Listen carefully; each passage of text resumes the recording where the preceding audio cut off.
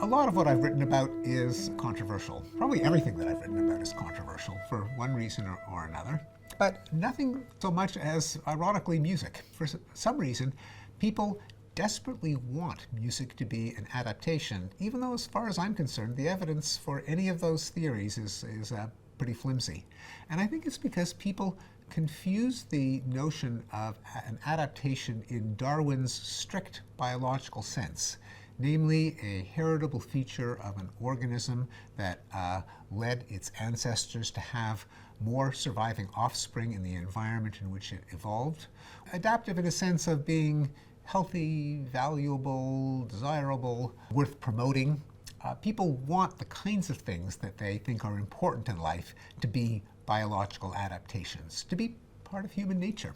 And because music is uplifting and it brings people together and it gives pleasure, people kind of want it to be there for a reason. Conversely, there are other things that probably do have a basis in our evolutionary history, but that are kind of ugly, that people often deny are adaptations, which I suspect are, like revenge, like the greater aggressiveness of males than females. There's excellent reason to believe that those really are adaptations, even though we'd rather not have them. People bring their moral expectations into their evaluation of scientific hypotheses, which I think is a mistake both for the science and for our best moral beliefs.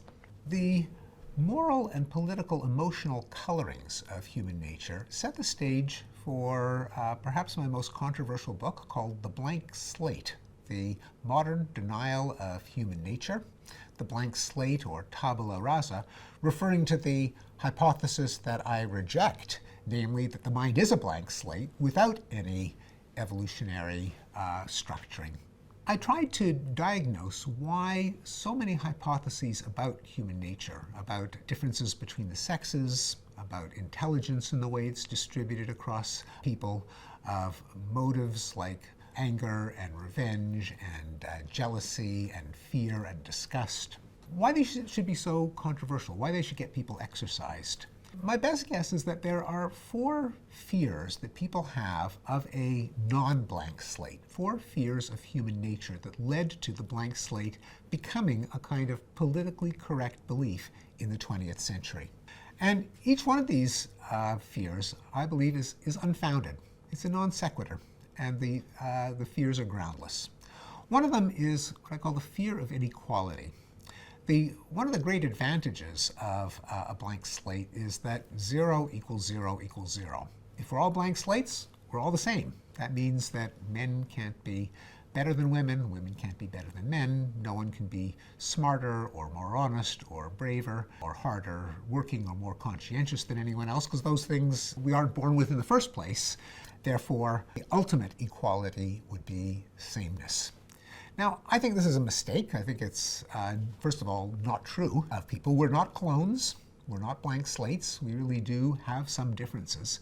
But it's a mistake to think that our political ideal of equality depends on sameness. There's a difference between fairness and sameness.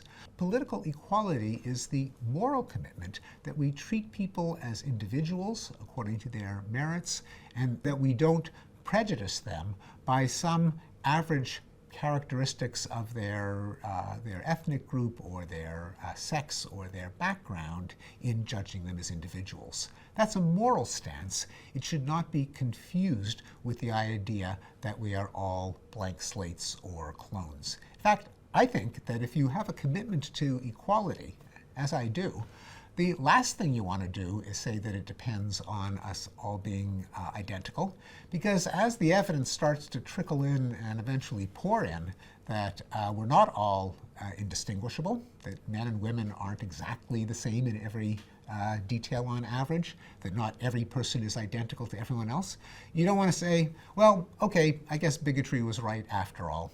You want to say, no, bigotry and prejudice and sexism and racism are just wrong. Regardless of what the facts turn out to be, they're wrong because they're immoral. You want to separate your moral commitments from your vulnerable, falsifiable, factual beliefs.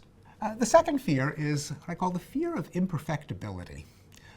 If you believe that humans are blank slates, well, then anything's possible. If we have the right kind of cultural messages, the right kind of parenting, the right kind of schools, the right kind of government programs, then all of these nasty traits of annoying human beings that we see all the time, the jealousy, the selfishness, the irrationalities, the overconfidence, things that we don't have to live with forever, we can kind of program them out because they were programmed in to begin with. Hate to interrupt. Wouldn't you prefer uninterrupted indulgence? Head to findqualia.com to access the entire series by the genius Steven Pinker, completely ad-free. If we're kind of born with them, that seems to lead to the rather depressing prospect that we can never improve society. As they say, you can't change human nature. Therefore, it's better if we believe that humans are blank slates. Now, I think this is a mistake. First of all, I think it's false. I don't think you can program anyone to be anything. And in fact, if you do, you are inviting a totalitarian, coercive regime. If you think that people are just clay to be shaped by authorities. But also, improvement is possible because human nature is so complex. And some parts of human nature can be set against others. Yes, I really do think we are saddled with some rather unfortunate traits like dominance, like revenge. We have a capacity for sadism. We have a capacity for callousness. We can be impulsive. Fortunately, that's not all we have. There are also better angels of our nature. We also have a sense of empathy. We have a sense of self-control. We have the ability to develop moral norms. They're just things that a decent person doesn't do. We're smart. We can figure out workarounds for some of the flaws in human nature, just the way we solve other problems facing us, like hunger and disease. And we can come up with institutions like a justice system and the rule of law, a school system that can work around our flaws and use some parts of human nature against the other. There's a third fear that leads to people wanting us to be blank slates, and that's the fear of determinism. The idea that if behavior is, as they say, in the genes or programmed by evolution, we'll never be able to hold people responsible for their choices. People will always be able to get off the hook by saying, it wasn't me, it was my genes. I can't help it, I'm a male. I can't help it, I'm a human. And there'll be an abdication of responsibility.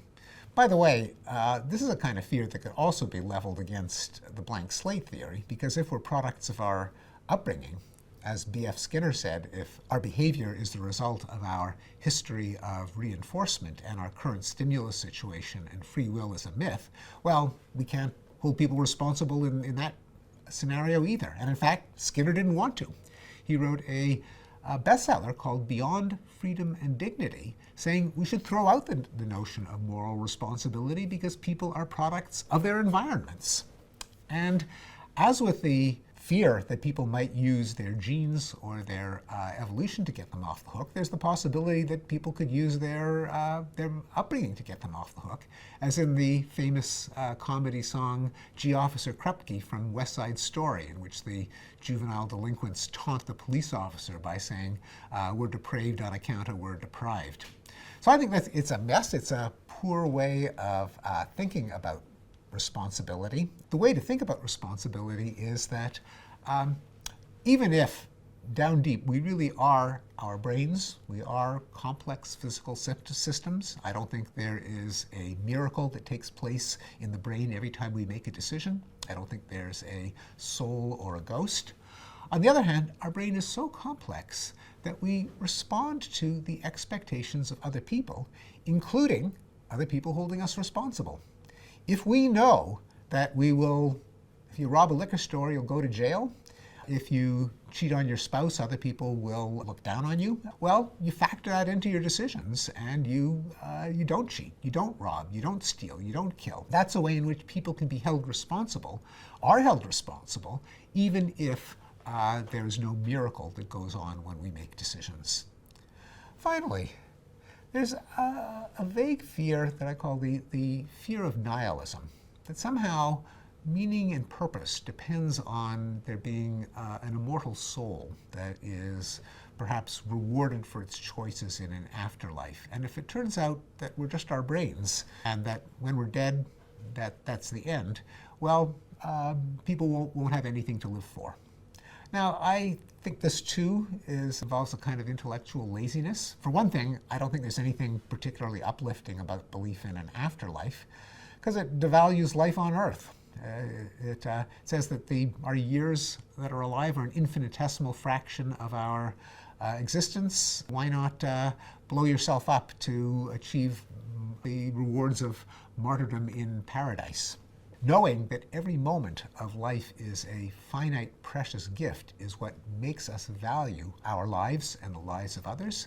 And there's no shortage of things to live for, even if we are our brains. You can not only derive pleasure and satisfaction from being human, from friends and family and nature and culture, but knowing that there's nothing special about you, you can recognize the imperative that anything that you expect for yourself, you have to grant to others.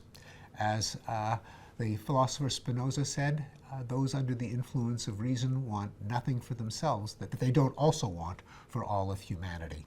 So there is built into our desire to flourish and our capacity for reason we have the grounds of morality and meaning, and we don't need for there to be miracles or souls, even if we are products of evolution.